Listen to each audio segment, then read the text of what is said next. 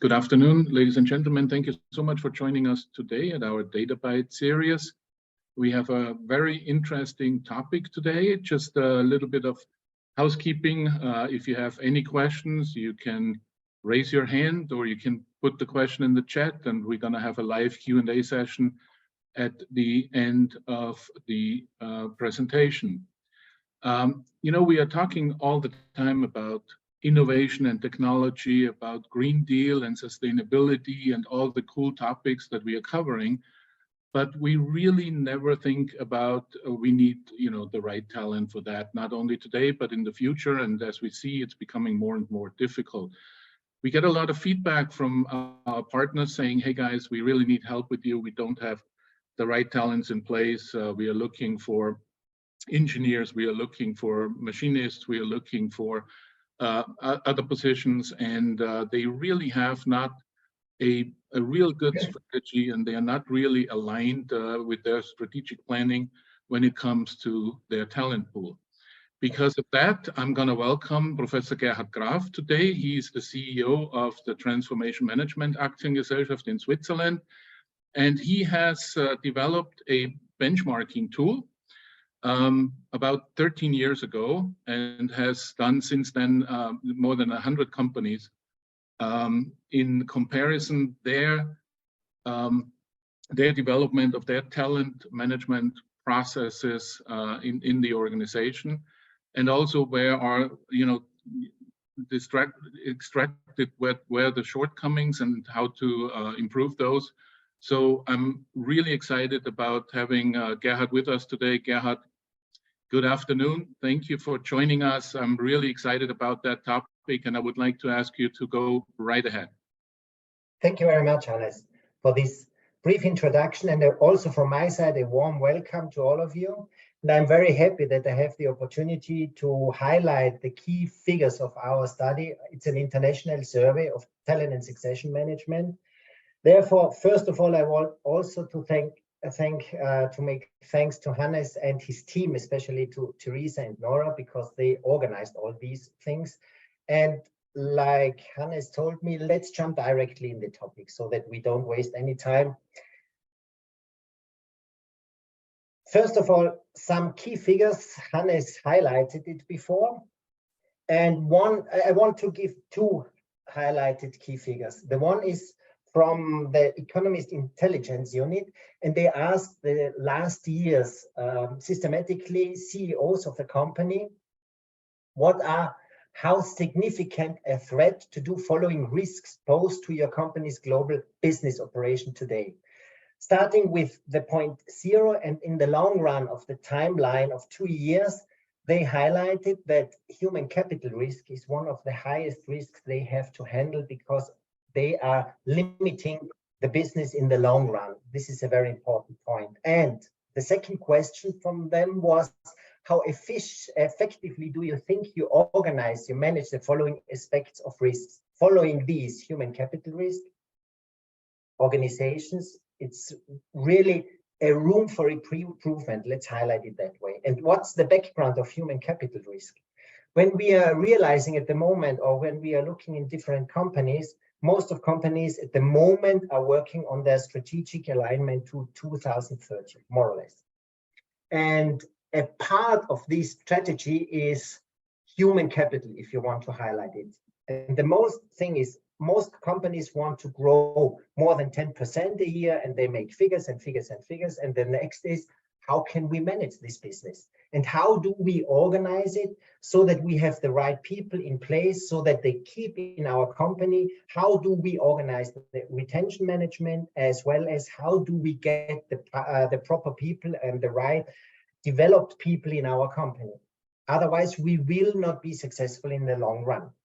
So how do we organize it internally? And this is human capital risk, how it is managed at the moment. And the second one I want to highlight to you is, it's a survey of McKinsey, a brand new one. Why do people leave a company?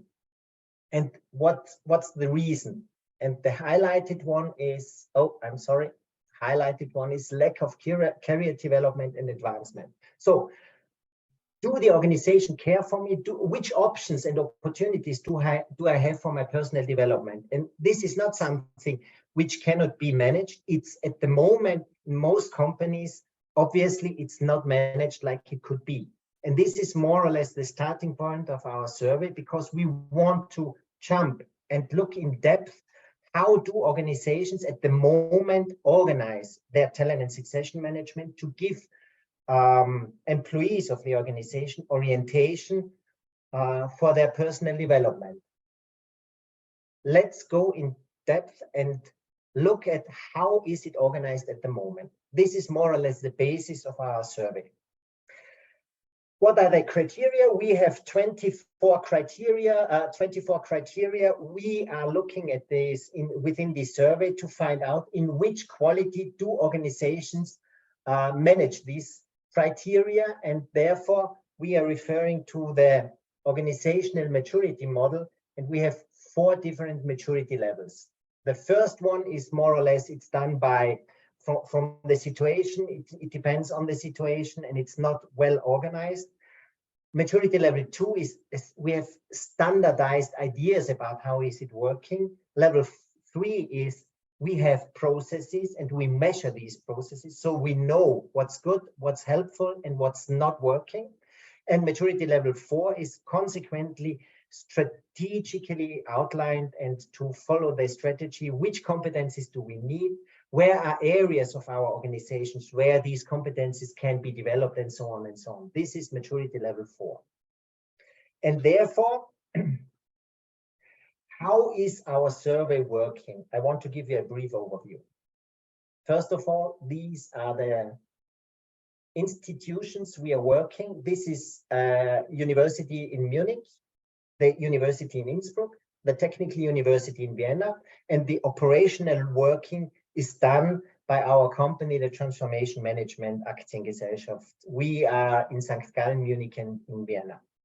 This is the background. Now let's go in to explain you how it is working. And I think this is a specific one, and it's a unique one, because each organization we invite to participate to our survey, we make a guided interview with these people. They are responsible. On the one hand side, CEOs, CFOs, more of them, CHROs, and people they are responsible for talent and succession management in an organization. First of all, we have a brief, short briefing.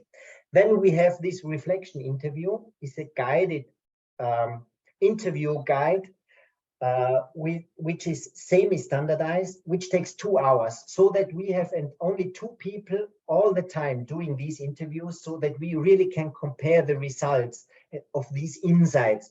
So these people lean back, reflect on how they are practicing their talent and succession management at the moment, and we are rating it in these 4 maturity levels.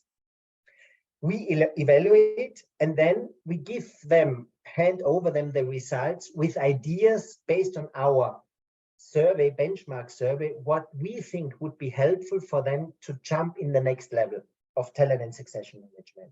And based on this, more than 400 companies are at the moment in our sample.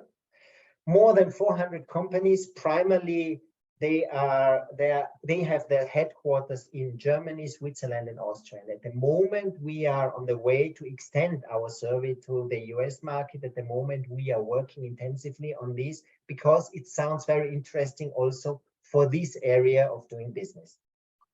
So Gerhard, the benchmarking, as I look at what kind of companies you have here, you could do the benchmarking of your evaluated organization against the industry cluster you're in. You can benchmark them against the region, because you can choose just Austria, or maybe even a state in Germany.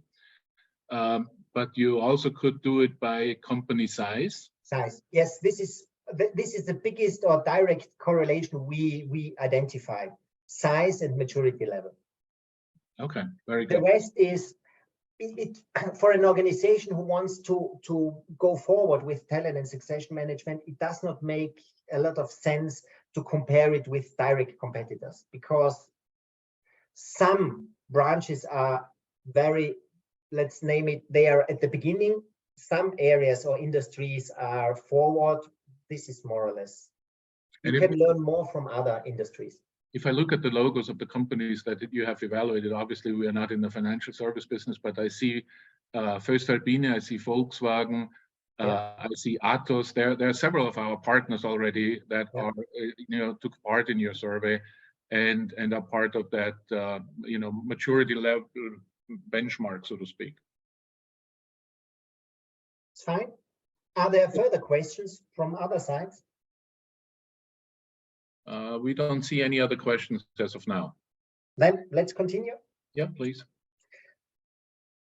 Here is one highlighted topic, which here you see the different maturity levels, and each column is one company.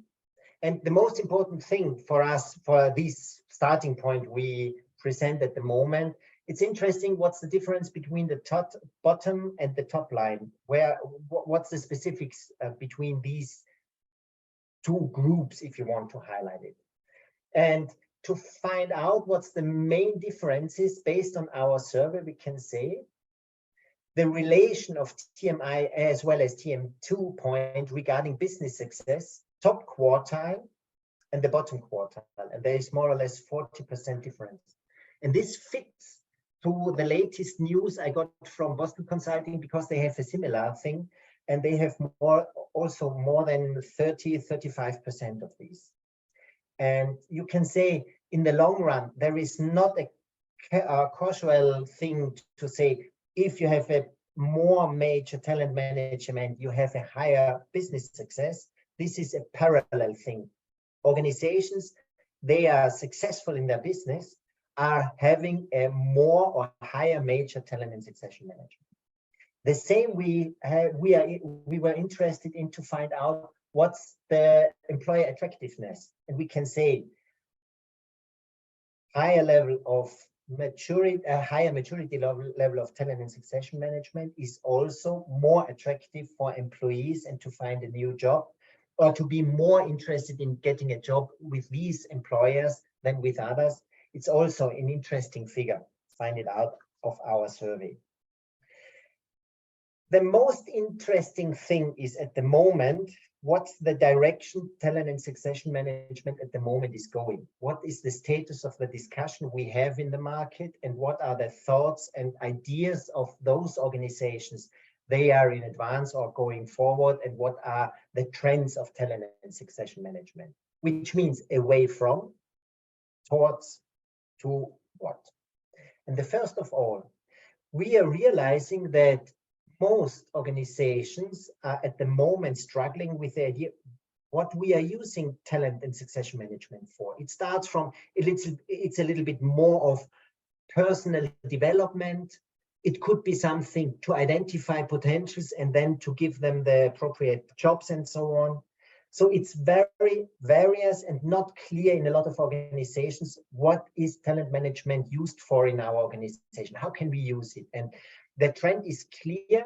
It makes sense to say we have a shared understanding of the purpose, vision, and benefits of strategic talent and succession management, especially at the top level of the organization. It's nothing more, a little bit more training, a little bit more seminars or so. No, what's the main lever we are using talent and succession management? Away from a uniform standard process, most organizations use a standard process. But we know now, when you have this standard process, it's annoying in the long run. After 3-4 years to do the same process the same way, it's annoying, and it creates negative impact in the organization. So the trend is to find not only one process, to find the right process of an organization, because talent or potential owner or potentials of an organization in the sales department is quite different from the manufacturing department. And to identify those people and those specifics of person on the same level of process, it does not make sense. So to go from a standardized process, which makes sense in areas of an organization, to scale business and so on, does not make sense from the point of view of talent and succession management.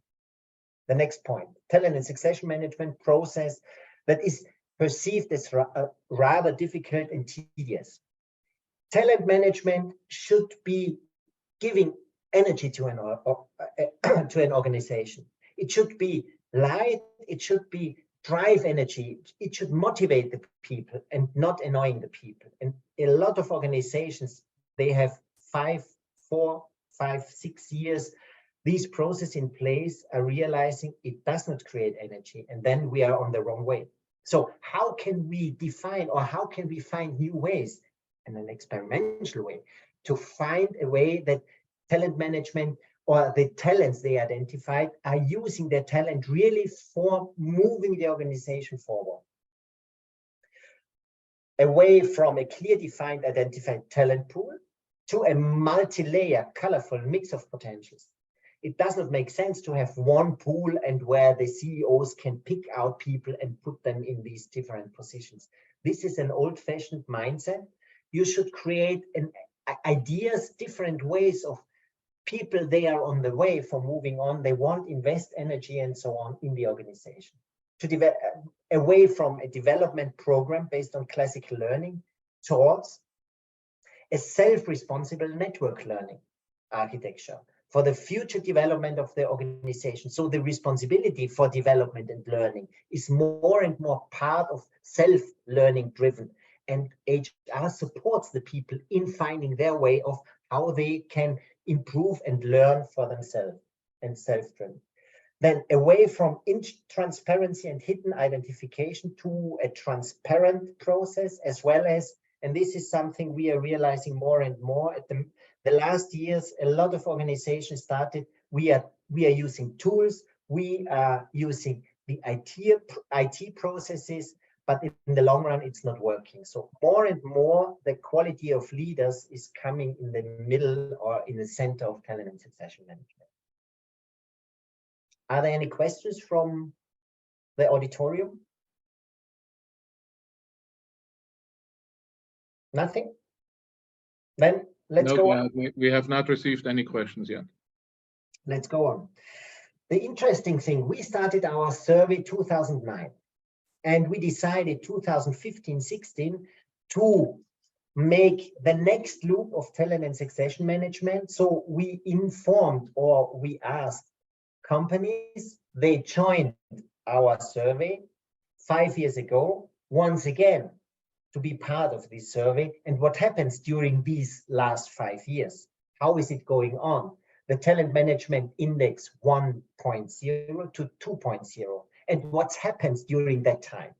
And honestly, it's more or less, yeah, astonishing. I will show you the result. The first loop was more or less in the average. Most organizations in general, based on our survey, have a standardized quality of talent and succession management. And what happened during 5 years on focusing on talent and succession management, and after 5 to 6 years, the result is the same. And this is interesting. Why? I don't know any executive level member who says, no, it's not important. But when you look in depth in the organization, the quality, I don't care. This is more or less the interpretation from my side. I don't care. Yes, we have something in place and then we are happy, and the rest, it's okay. And this is interesting. Why? And this is something, before I want to find reasons or an understanding how it works that way, I want to summarize. First of all, talent and succession management is causing concerns for CEOs and CFOs, and these concerns are increasing. The next, in general, this topic is worthwhile and supportive companies in their development. The topic is stagnating in terms of professionalization at a low level. And what is the case? Here are some critical hypotheses. Or do you have from the auditorium ideas why this is such like it is at the moment? We are not getting any input right now, Gerhard, but I do have a question, or I might have one of those hypotheses. Although CEOs and CFOs are finding it extremely important and increasingly important, they are maybe if they are good, they are cheerleaders, but they are always delegating that onto the HR director or HR level.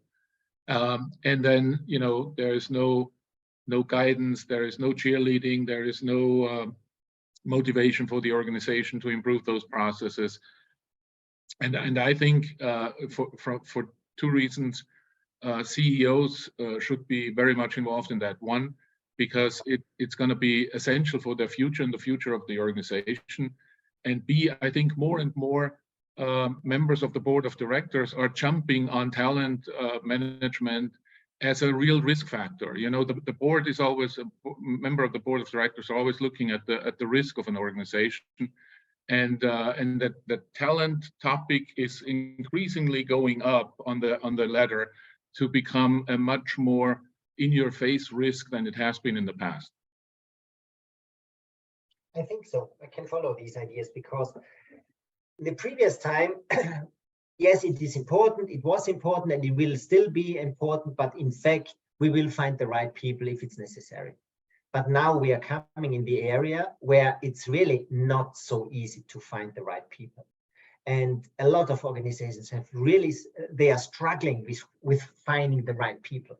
And we have a lot of examples at the moment where it's really difficult, especially key positions of an organization, especially business-driven key positions, to cover them with the proper people internally. So very often I'm realizing you are 8,000 people in your company, and I cannot believe that you have no one who can follow, or to be a successor for these and these positions. Yes, we don't have an organization which is successful in the market. And there is something which is lacking. Yeah, how could a middle manager, like an operations manager or supply chain manager, who is really deeply concerned about the talent that he needs for his organization, try to, you know, bottom up, move a focus more on talent management, and therefore is asking or is pushing for better processes and better planning tools and all those things. Yeah. This is the tricky thing, because I'm embedded as a middle manager, I'm embedded in the organization. And when I drive and I can identify and support people in their personal development so that they are visible in the organization, and these are excellent guys, you can be sure I will lose this guy as soon as I can see. And the result is I'm losing an excellent guy. And how can I find, or a lady, and how can I find a proper successor of this person? And if there isn't a general understanding, therefore, the people are careful. Right. Otherwise, I will be a loser, because no organization has what's in for me as a leader at the moment when I'm supporting driving people so that they can grow and find interesting jobs in the other parts of an organization. And you can say no organization has something which is interesting. What's in for me? Most organizations say we don't have anything because it's tame, or it's the job of a leading person. But the job of a leading person is also to do this and this and this, and therefore they get the bonus. For the other thing, there is no bonus, because no, it's daily business you have to do. So this is the point. One pushback that I got in many in many cases when I talked to other CEOs was, you know, if I develop my people and they want to progress and they want to get further, and I don't have a place for them, they're going to leave the organization. And my answer always was, well, if you don't do that, then you're running your organization with not fully developed people. Mm-hmm. It's a two-sided coin here. I have actually experienced one of those topics, very near and dear, and that was, we had an operation in China, in Shanghai, and we wanted to do the employees something good, and we offered free English courses so that they can learn to speak English. The problem was really that once they have finished their English courses, they were more desirable for other employers, and they were leaving because they got a little bit more money. Yeah. So that's the risk that you're bearing when you're working on talent development internally. And we have yeah. we have a message. Hold on a second. From my, I'm going to read it to you. From my experience, the new generation is harder to be envisioned by a standard career path, and some leadership teams fail to invest in creating a solid message regarding the vision of the company that would engage people to the level to want to devote their path to one organization. I think the attrition is not the most important thing because the market goes towards the gig economy. I can totally agree with this topic. This does not make sense to make a career path. This is old-fashioned. This is not working in the long run. From the one side, how the business is running and how changes all these things, and also from the other side, I do not want to be fixed for the next decades to follow these paths and then I will be successful. A climbing way or career like a climbing wall is more and more going the way how it is working. And it's interesting because I highlighted it before in the second slide where this McKinsey study, they said, why are people leaving a company? Because lack of ideas how to develop personally. And develop not only is directly linked with career and the next position in the next level of hierarchy and so on and so on. No, it should be interesting. It should be helping me in my personal growing, and I want to be fascinated from my job and not fascinated from a higher bonus, a bigger car, a bigger room of something where the most of the time I am sitting in the home office or something. But that shows why the entire organization needs to carry that, because a single HR director cannot do that in any side of any organization. We need a joint vision. How can talent and succession management push our organization forward, and which different facets of these can be or have to be used? And these facets I want to go on in this Prisma model talent management life cycle. Is it okay to continue? Yeah, I got one question, and because it fits to our discussion here. It is from Eva, and it says, I believe the root of the problem is the misunderstood question. Who do you want on your team? Is it a highly talented person with a low EQ? Is it a high qualified person? Is it ... question mark? So you need to be, you really need to know what kind of talent you're looking, what's important for you and important for the organization. That's true, obviously. Good people, excellent people, hire excellent people. Not so good. Yes, obviously. But the only thing is when you know where are your key positions, and key positions not finally are always the executive board of directors or so. There are a lot of key positions in the stomach of an organization, in the middle area of the organization. And if you know where are these positions in your organization, there you have to care that you have really excellent people there. And then it drives in the right direction. Otherwise, middle manager or low-level managers only will look not to high performers. They are happy when they have also low performers in their area. Otherwise, they will have troubles. And this is something which is going on and is going on. That's the point. But in the international... Yeah, I got another question here from George. And the question is interesting, and I think you should answer that towards the end, but I still ask the question now. It would be interesting to hear, when the company goes through your survey, what are they looking for to get out from them as a result? What are they aiming to improve in their organization? I think you can tell a little bit later afterward. I still would go now and ask you, what are your critical hypotheses on why this is happening? Why are those three things so critical? So I will hold on this question from the colleague. Yes, we're going to get back to that. Hypothesis, thank you very much for this, because it leads to the next slide.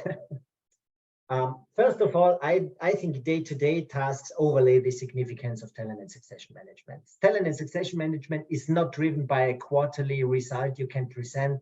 It is driven by a more or less long run. It's a question of developing people, and developing people within 3 months does not make sense. So how to organize it, and I fix something or push a process or start a process or initiate a process, and the results will come after 2 or 3 years.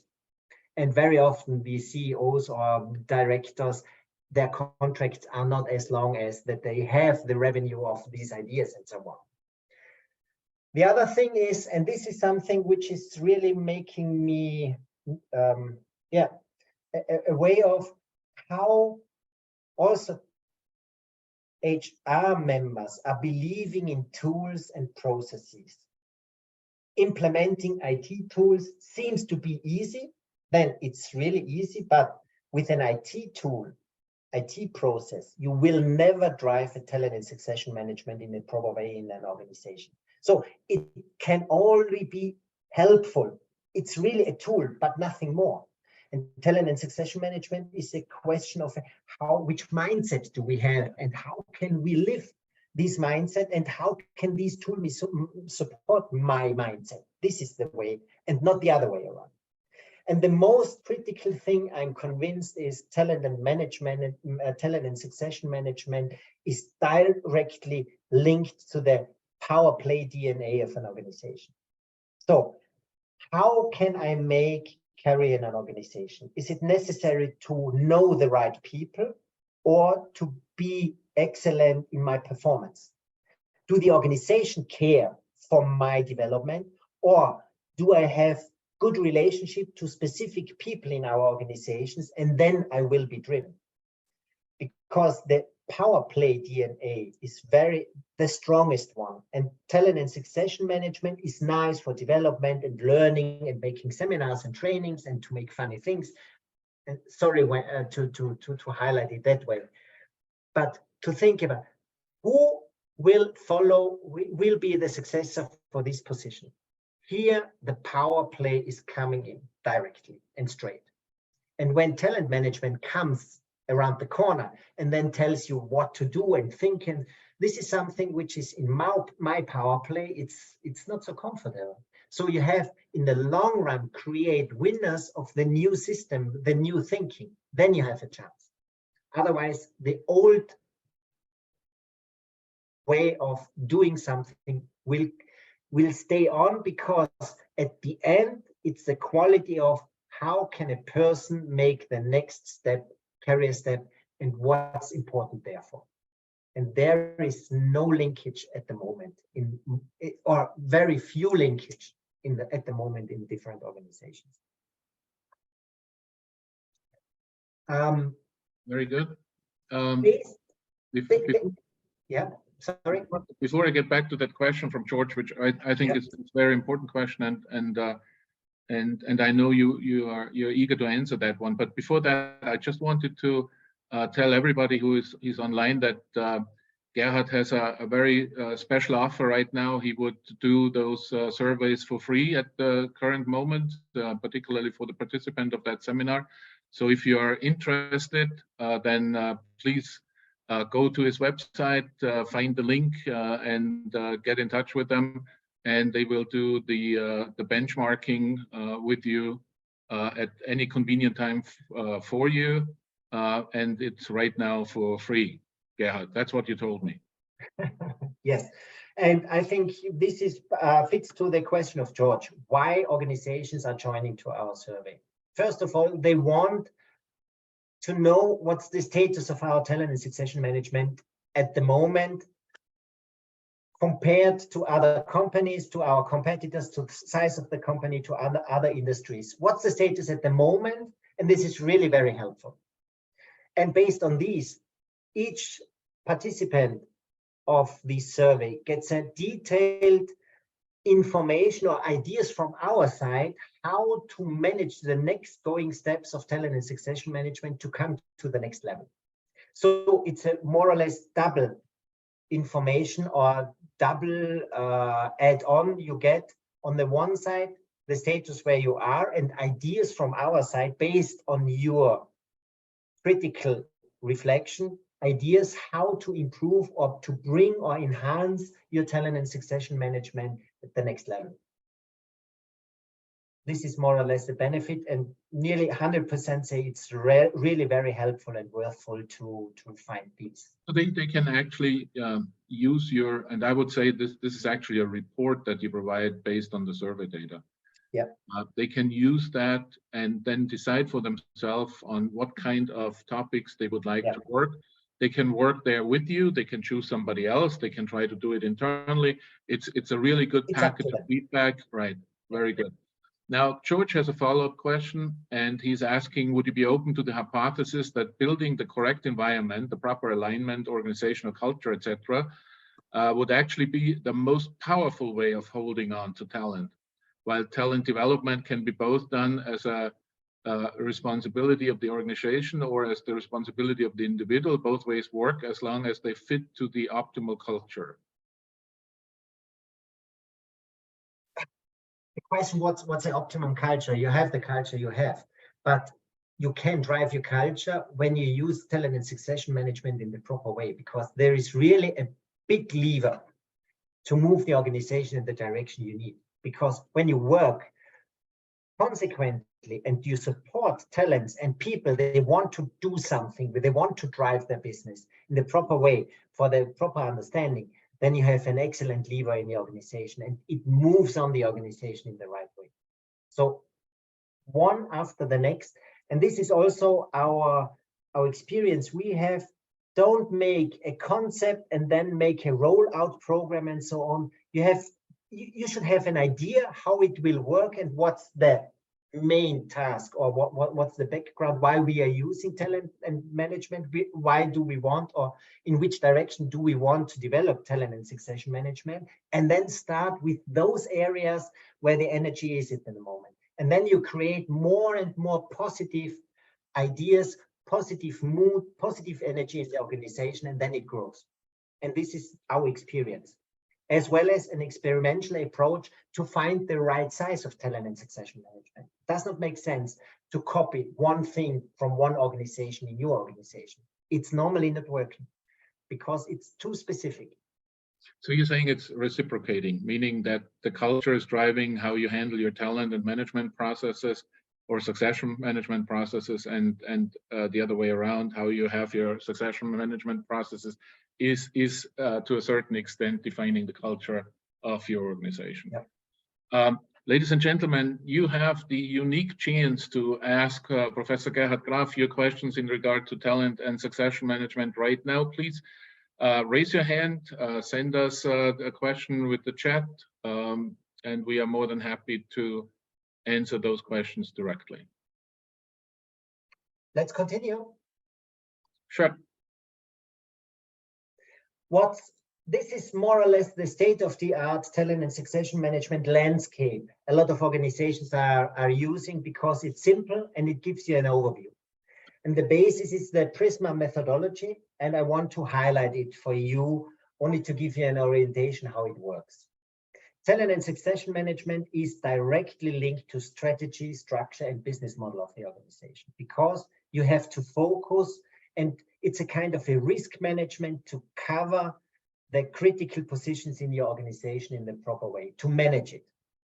So it's linked from the strategy, from business model, directly to these structure and key positions of the organizations. And it's also very important to have your strategic workforce planning, which gives you the idea, the focus on the essentials of the organization. The next level is which competency model, which is a strategic competency model, do we have or do we need? Which are the competencies of the future? Where are the potentials? How can we identify potentials of our organization? Find out this identification process, which means to identify the right or proper people of the organization. If you have the direction and you have the right people and you have the size, how many people do we need? Then you should create these strategic succession risk metrics. Talent management without measuring and showing what's going on in the process, forget it. And I know very few organizations are using measuring or using KPIs for measuring their process. And you can, but the most organizations are not doing it. It's a nice to have. And if you don't measure something, you have no impact in the organization, because then it depends on the feeling. It depends on, yes, I'm convinced and I will follow. If you can say, yes, this was our decision and now we did it that way, and these are the consequences, and this is the impact in our organization, then you have the energy on the ground. Otherwise, it's a nice to have. It's also a reason why talent and succession management is struggling at the general level too at the moment. When you have this dashboard and you have identified the people, create an idea of a future-oriented learning architecture, which means learning is not a traditional armchair learning from school we know. It's something how to organize processes where the people take their responsibility for their development, and how can we support them in different facets. And a trainer or an external is only an impulse giver for these, but to drive this internal learning architecture, this is the most important thing. Most organizations where we are working are more or less the top 3 level of their specific markets. And they know the next level of we want to achieve, we can only internally, from internally grow, achieve. It doesn't make sense to make benchmark from the next and the next. We have to find for our own the next way. And therefore, internal learning and to organize and learning architecture, which drives this process from internally. This is the most important thing. And this is the way of how to manage the future and to be successful in the future. And obviously, the next thing is how to manage. Talent management is we are investing energy and we are believing in your potentials. We invest in you, but it's not directly linked to concrete positions, because otherwise it's too much pressure in this area. So first of all, we believe in you, we invest in you, we support you, and then the succession management starts. All these facets are more or less the main areas of talent and succession management. And with a common understanding of this is our vision, this is our future idea, how talent and succession management is working in the future in our organizations, then you can say, let's invest here, let's invest here, all things they are necessary and where the energy at the moment is driving. Then you can put your energy or your focus on these topics. It is a fine process, but it still leaves a lot of flexibility to make that fit to your culture, to your organization, to your business models, and so on. Very good. I have another question here from Eva, and you opened the door in what you were presenting here by saying, talent management without measuring, forget it. She's asking, what KPIs would you suggest to measure an effective talent and succession management cycle? Honestly, there is a big stack of different. The core topic is, how is your talent and succession management generally designed? Where do you have points of measuring, where it's easy for you to get the proper figures, and then start to build up step by step a dashboard? And in the long run, from one period to the next period, you get a feeling how these KPIs are working.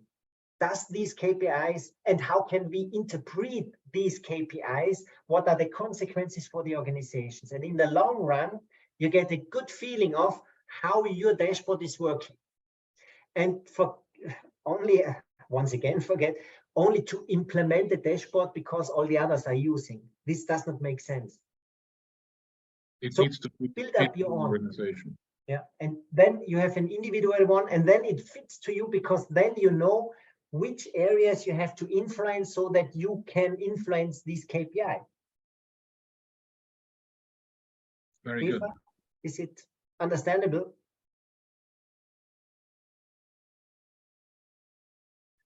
When you do your report on the survey, would that also include hints on how to set up and measure your processes?